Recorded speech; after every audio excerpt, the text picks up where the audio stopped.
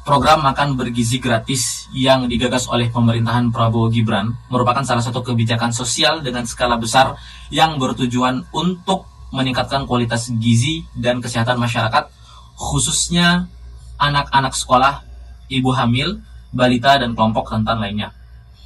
Program ini dicanangkan sebagai bagian dari upaya pemerintah dalam mewujudkan visi Indonesia Emas 2045 dengan meningkatkan kualitas sumber daya manusia sejak usia dini. Namun, implementasi program ini tidak terlepas dari berbagai kontroversi dengan permasalahan yang ada, terutama setelah adanya kasus keracunan yang melibatkan 200 orang penerima manfaat. Insiden ini menimbulkan keraguan terhadap efektivitas, keamanan, dan keberlanjutan program makan bergizi gratis. Policy brief ini bertujuan untuk mengkaji secara kritis program makan bergizi gratis dari perspektif efektivitas, tata kelola keberlanjutan, anggaran, dan respon publik.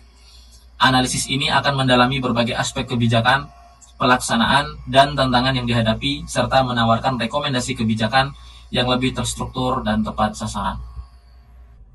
Rekomendasi kebijakan, penguatan sistem pengawasan dan manajemen risiko, meningkatkan peran BPOM dan mengadopsi standar keamanan pangan yang ketat pada seluruh tahapan distribusi, melibatkan pemerintah daerah dan komunitas lokal dalam pengawasan dapat melindungi potensi keracunan, desentralisasi dan pelibatan UMKM.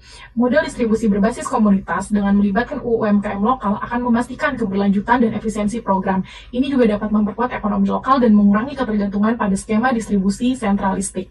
Reformulasi skema pembiayaan. Mengingat risiko yang fiskal yang besar, perlu adanya pengaturan alokasi yang lebih rasional dan bertahap. Dana dalam negeri harus diprioritaskan dengan pengurangan ketergantungan pada utang luar negeri.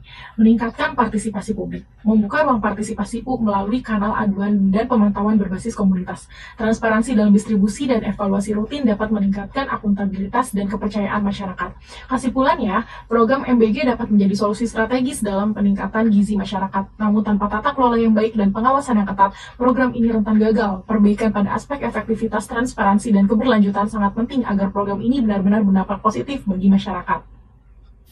Kritik yang pertama adalah mengenai efektivitas program dan dampak kesehatan. Program makan bergizi gratis bertujuan mengatasi malnutrisi yang masih tinggi di Indonesia, khususnya di kalangan anak sekolah dan kelompok rentan. Meskipun memiliki tujuan yang mulia, efektivitas program ini dipertanyakan setelah insiden keracunan massal. Berdasarkan laporan Celius tahun 2024, distribusi makanan yang tidak terkoordinasi dengan baik serta minimnya pengawasan kualitas menyebabkan resiko kontaminasi makanan meningkat. Selain itu, program ini cenderung mengabaikan standar keamanan pangan yang terukur dan sesuai dengan kondisi daerah masing-masing, terutama pada distribusi di wilayah 3T, terdepan, terluar, dan tertinggal.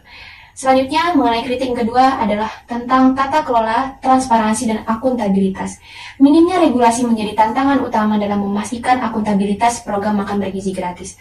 Kajian di tahun 2024 menunjukkan bahwa tata kelola yang bersifat sentralistik tanpa koordinasi lintas sektor memunculkan inefisiensi dalam implementasi.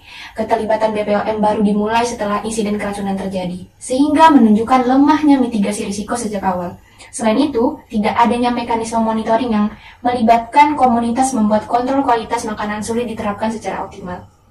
Selanjutnya, mengenai risiko keuangan dan beban fiskal.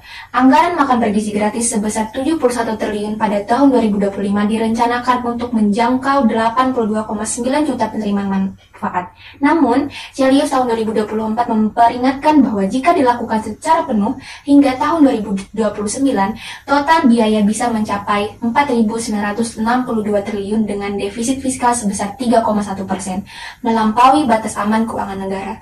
Skema pembiayaan melalui utang luar negeri juga dipandang tidak berkelanjutan dan dapat membebani fiskal dalam jangka panjang. Selain itu, alokasi yang besar untuk program makan bergizi gratis dapat mengorbankan prioritas lain, seperti penguatan infrastruktur dan pendidikan. Hal selanjutnya adalah mengenai persepsi dan keberterimaan publik. Survei Celius tahun 2024 mengungkapkan bahwa masyarakat menyambut baik program makan bergizi gratis, tetapi keberpihakan pada pendanaan dalam negeri lebih diharapkan. Kekhawatiran muncul ketika program ini justru menjadi alat politik tanpa mempertimbangkan aspek keberlanjutan. Ketimpangan distribusi dan kualitas makanan juga menjadi sorotan utama. Banyak masyarakat mempertanyakan apakah makanan yang disediakan benar-benar bergizi atau hanya mengejar kuantitas tanpa kualitas. Bismillahirrahmanirrahim. Assalamualaikum warahmatullahi wabarakatuh. Berikut kami bacakan pernyataan sikap Forum Diskusi Arah Baru atau FODARU terkait program makan bergizi gratis.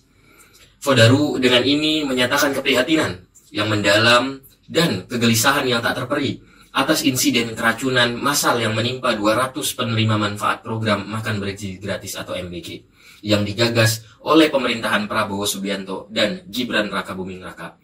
Tragedi ini bukan sekedar sebuah kegagalan administratif, tetapi sebuah peringatan keras bahwa ambisi besar tanpa perencanaan matang dapat berujung pada malapetaka.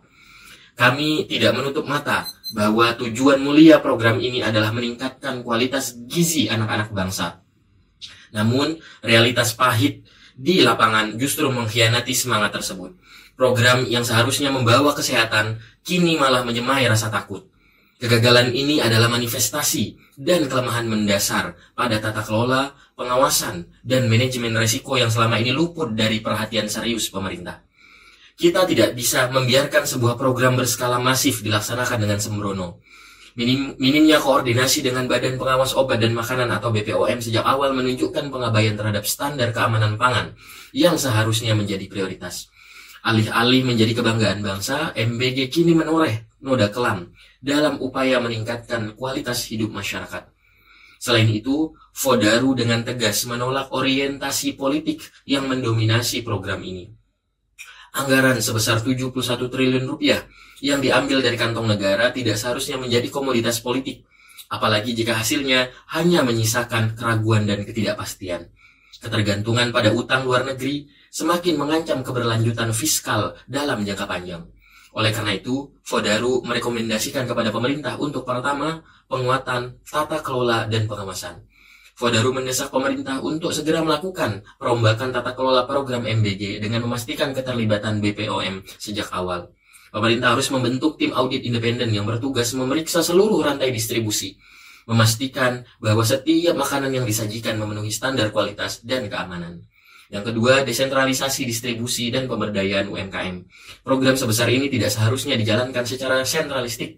Fodaru mengusulkan skema distribusi berbasis komunitas dengan melibatkan UMKM lokal, sehingga distribusi makanan menjadi lebih tepat sasaran, cepat, dan sekaligus meningkatkan partisipasi ekonomi masyarakat setempat. Ketiga, reformulasi anggaran dan skema pembiayaan. Tidak ada yang lebih berbahaya daripada program ambisius dengan pembiayaan yang rapuh. Fodaru menuntut pemerintah untuk mengutamakan pembiayaan dari sumber dalam negeri tanpa menggantungkan pada utang luar negeri. Skema pembiayaan bertahap dengan evaluasi berkala harus diterapkan demi keberlangsungan program ini. Keempat, transparansi dan pelibatan publik. Program ini tidak akan berhasil tanpa dukungan penuh dari masyarakat. Fodaru meminta pemerintah membuka kanal pengaduan yang responsif dan melibatkan masyarakat dalam pengawasan distribusi. Transparansi harus menjadi fondasi agar tidak ada lagi kasus keracunan yang menyayat hati. Dan yang terakhir, edukasi gizi dan keamanan. Kegagalan ini juga mencerminkan minimnya edukasi terkait gizi dan keamanan pangan. Fodaru mendesak agar pemerintah menggalakkan program edukasi kepada masyarakat agar mereka memahami pentingnya makanan sehat dan aman, serta mampu mengidentifikasi makanan yang tidak layak konsumsi. Tragedi ini harus menjadi titik balik pemerintah untuk memperbaiki tata kelola dan pengawasan program MBG. Tidak ada tempat bagi program yang merugikan rakyat di tengah ambisi besar negara. Fodaru dengan tegas menyatakan bahwa keselamatan dan kesehatan masyarakat harus menjadi prioritas utama. Kami akan terus memantau dan mengawal program ini agar tidak lagi menjadi eksperimen yang berbahaya bagi masyarakat. Jakarta, Yogyakarta, Pontianak 11 Mei 2025, founder Fodaru Sultan Alamilong Suma dan segenap co-founder Fatan Darmawan, Syifa Nur Fadila, dan Zara Khairani. Terima kasih. Assalamualaikum warahmatullahi wabarakatuh.